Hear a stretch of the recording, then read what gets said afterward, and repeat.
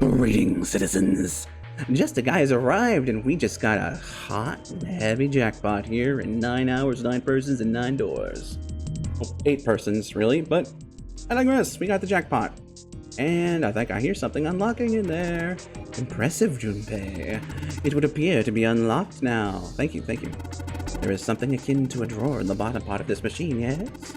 That is a pickup drawer for a dividend. Probably the lock for the drawer got unlocked. Please open it if you would. Yes. Give me. What is it? Is there something in there? Yeah, a playing card. And this key with the Venus symbol on it. Excellent, Junpei. Now we will be able to open the gate. We just need to figure out how to get out of this room. Correct. Come on, Junpei, hurry up. And he's off. There was a playing card and a Venus key. Better put the key in my pocket for later, and for the card. Okay. Alright, I think we're in a good spot now. The Baccarat table, tableau. Oh, come on. We want, before I start, yes, 3 empty. So, 7.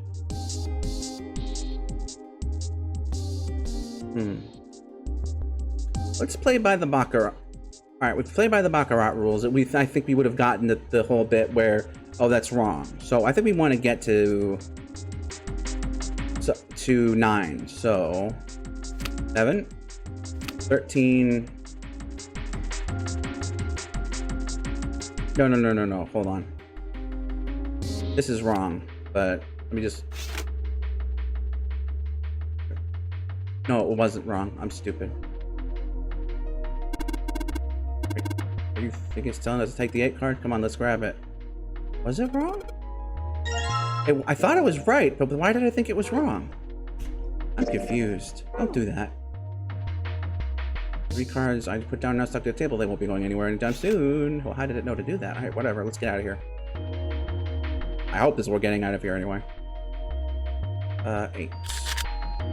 Hey, we did it! And in you go. Hey, I was... Oh, no. And it seems we have another device to contend with, yes? There are 3 slots in this one. Alright, well, let's see. 3 slots for cards, and there's a 9 right below them.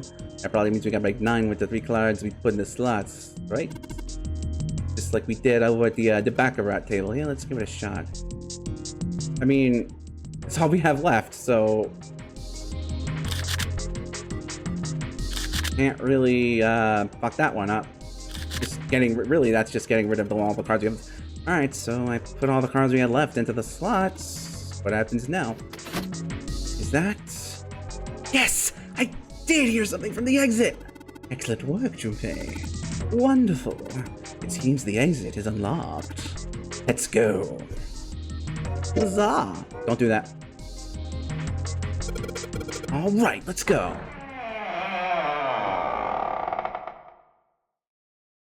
I probably could have saved this. I probably could have just attached this to the end of the last one, but whatever.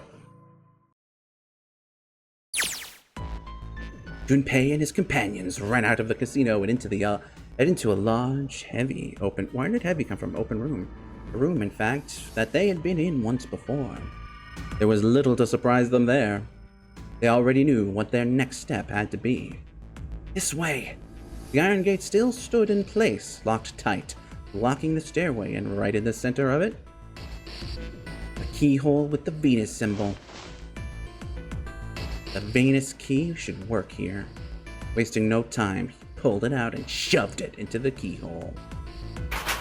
He turned it. With the distinctive sound of metal on metal, he felt the lock click open. Sounds like it did. Alright, let's get this thing open. No problem. Let me open this one. Junpei grabbed the handle on the left side, and 7 took the handle on the right. On Junpei's signal, they both pushed, and the gate creaked open. Hells yeah. It sounds as though you have opened it. We should be able to reach C deck now, I imagine. Snake, are you gonna be alright? I mean, the stairs. Please, do not do yourself the embarrassment of underestimating me. I would be unlikely to trip even if I were running backwards. Good to hear. Let's move. 7 words, they leapt onto the stairs and jogged quickly down them. In no time at all, they found themselves on C deck. Everything looks okay here. We should check the next deck down just in case. Oh, we should check the next deck down just in case. When he reached the water, he called back up to Snake and Seven. Just what I thought. The deck is completely underwater. Just like the bottom of the central staircase. The surface of the water below them was flat, like a mirror. I'm just glad the water level hasn't changed much. Back to C deck then. Now, how about we check out what's here? I began searching around, taking stock of... Oh, no, how about we check out what's here? I began searching around and taking stock of what was on C deck. There were 2 elevators over there, which means it's probably the same upstairs. There's a card reader between them. And another weird mark. Hey, check it out, it's the symbol for Lotus. What? What? See, it's got the woman symbol and it's got devil horns, right? Or, see, it's got the woman symbol and then it's got devil horns, right? Yeah, I see it, no 2 ways about it. That was a pretty good one, kid. Seven tousled Junpei's hair in what he likely thought to be a friendly manner. Junpei feared his neck might break, even though it was clear Seven had kept his strength in check. Ow, what, man, that hurts. You're gonna break my neck. What are you talking about? Your body ain't that weak. Maybe this'll toughen you up, huh? If we were looking for a devil, we got one right here. Thankfully, Snake interrupted. After Junpei's observation, he'd gone over to examine the card reader. This is a Mercury symbol. The marks you mistook for horns are a stylized versions of the wings and staff of Hermes. Wings and a staff, huh? So then, he beats you with a staff until you die and go to heaven? Sounds like Lotus, alright.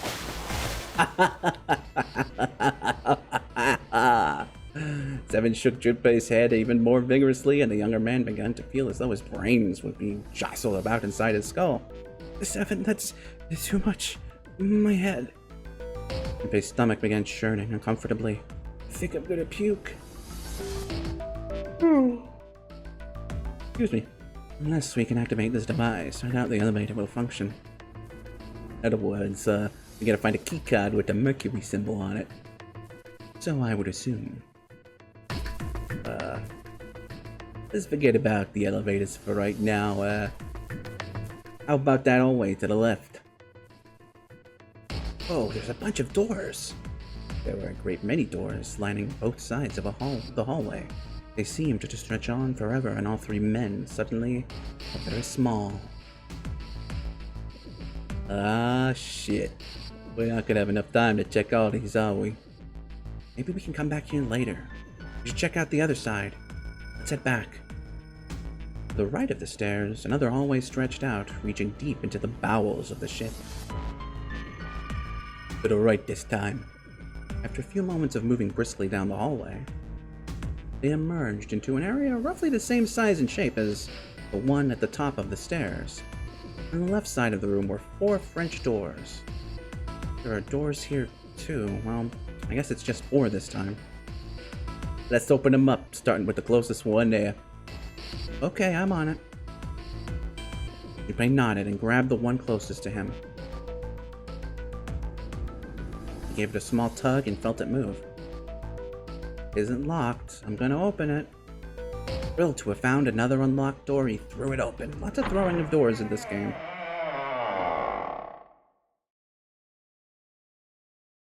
Junpei didn't know what to make of what he saw. 7, 8.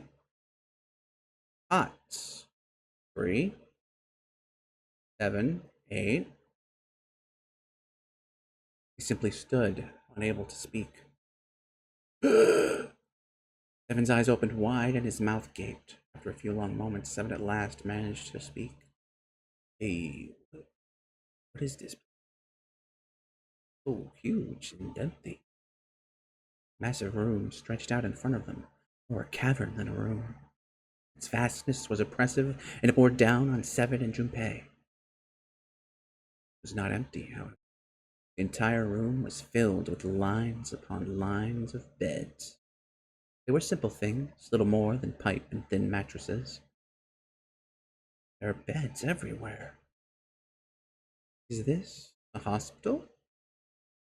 The harsh scent in the air was reminiscent of antiseptic solution. I think so. There are shelves in the center of the room with medicine and surgical tools. Hey, look there! The 4 doors at the end. 3 of them were emblazoned with large, single-digit numbers, made with thick red paint. The left door says 3. The second door is blank. Excuse me. But the third door has a 7. And the rightmost door is 8. There's no doubt they're numbered doors. Hey, why is that door between 3 and 7 blank? Does that mean anything? No point worrying about it right now. Let's see if these will open first. Yeah, good idea. The 3 of them threaded their way through the beds toward the back of the room. Upon reaching them, they proceed to investigate each door in turn, but to no avail.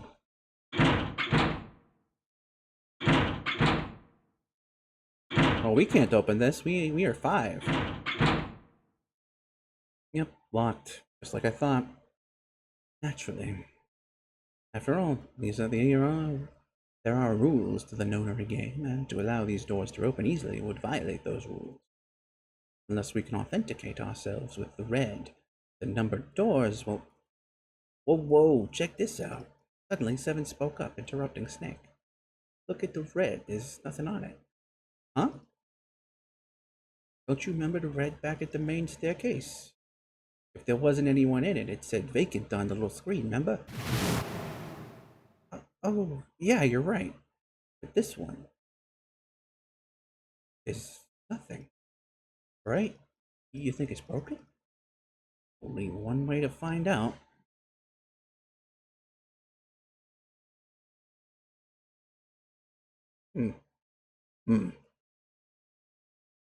Nope, nothing. Junpei and the others put their hands on the panel, but nothing happened. The red refused to change. They tried pulling the lever, and still nothing. As they soon discovered, it wasn't only the red on door 8 that seemed to be malfunctioning. How about the red on door 7? And door 3? I think all of them would be malfunctioning. What does it mean? It gotta be broken. And that bastard. I didn't think Zero was the kind of guy who'd screw around with something like this. Whoa, Zero's been prepared for everything so far, and you're saying he's gonna make a mistake now? Well, that's the only thing I could think of. This thing ain't working at all. While Junpei and 7 talked, Snake busied himself with examining the red. After a time, he lowered his hands and spoke. It seems as if some of the internal hardware has been removed. What? Internal hardware? That is what I said. Take a look at the underside of this red, if you please. The bottom? Junpei obliged and bent over to look at the underside of this device. Huh, there's a thin slot here. I think it's a slot for something, probably electronic. The other 2 reds are the same. It's been removed from all 3 of them. I get it. Reds aren't working because somebody pulled out their guts. Really good descriptor there, buddy. So I assume. But why? And who? I mean, it really doesn't make sense. I have no idea. Why on earth would I know something like that? Just then, they heard the sound of a door opening. What now? The 3 of them turned and saw Akane! Oh no, Junpei thought it's June! She stopped short, surprised to see them, but was very nearly bowled over by the rest of her companions who were coming through the door behind her. Ace, Santa, Clover, and Lotus! Guess everyone's here. Junpei and 7 were, for the moment, at a loss for words. What are you guys doing? Why are you... that's my line. Perhaps we should exchange information. Oops. Dots. Dots! After a moment of silence and surprise, everyone suddenly began to talk, desperate to exchange information. They talked about the rooms they'd been through and how they'd ended up in the same place. Of course, none of it was very useful information, but that hardly mattered. They were happy to simply see one another again. Although the level of cheer varied greatly from person to person, each one of them was wearing some manner of smile, almost as though they had already forgotten about the death of the ninth man. No, thought Junpei, perhaps that wasn't it. Perhaps thoughts of his death were what drove them to smile at one another. Not in a morbid or hateful way, no, the ninth man had died, but they were still alive, and that was something to be happy about. A sort of simple, uncomplicated joy, Junpei thought. The joy of being alive. Still alive. He felt sorry for the ninth man, but more than anything, Junpei was just happy to be alive.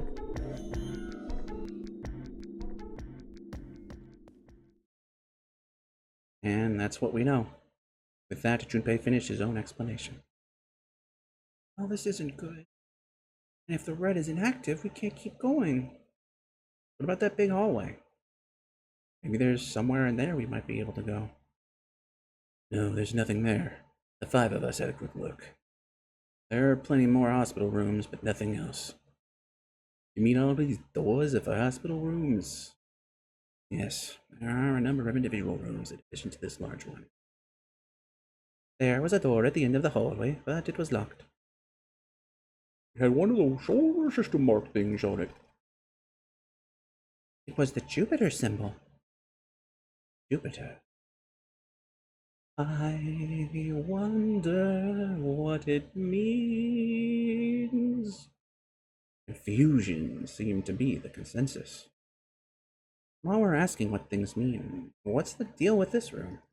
I mean, I thought this was a cruise ship, but I can't imagine a cruise ship would have some hospital like this. No one, not even Snake. Snake? Snake! Dun, dun, dun. Appeared ready to offer an answer until Seven unexpectedly spoke up. Well, I figure it's probably a hospital ship. Chances are it's the Gigantic. The Gigantic? Junpei looked at Seven, shocked both by his knowledge and the apparent identity of their prison. He was not the only one. What is this? Gigantic? Seven nodded to Lotus and began to speak. The Gigantic,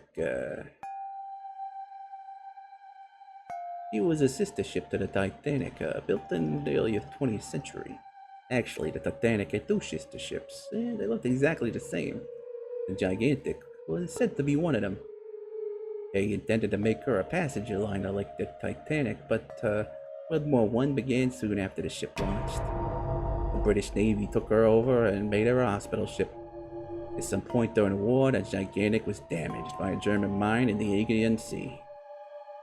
Ran around afterwards, so she didn't end up sunk. What happened to her after that? One theory going around is that a man named Lord Gordain bought her. Seemed like he'd been one of the few to survive the Titanic sinking. That trauma turned him into some kind of obsessive collector of all things related to the Titanic. Enough, God wanted the Titanic itself. Which was impossible, of course. It's kind of stuck at the bottom of the Atlantic. But the Gigantic wasn't, and seeing as she was identical. So you're saying this Lord Gordain bought this ship? Yeah, at least I think I am.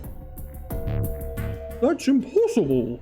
Oh wait, we're in some boat that's almost 100 years old? Pipe down, just pay attention. What? That's it, well, have you got any proof? Proof? Proof that this ship is really the Gigantic. Well, gee, when you put it like that, I guess I don't. The ship's got stuff that's like the Titanic and a hospital ship, so I just figured. Oh, for goodness. Don't tell me that's your only reason. No, I got more. Like... Well, strictly speaking, maybe not more is not quite the right word, but, Evan looked around, desperately doing anything to avoid meeting Lotus's piercing stare. He scratched his head for a moment, and then gave up. Finally, he opened his mouth. I don't know. Indeed, IDK, my BFF7. IDK. Now, what is Lotus's problem, citizens? I honestly couldn't tell you, but maybe we'll find out. Next time, that is, because for now, I'm afraid it's just gonna have to be farewell.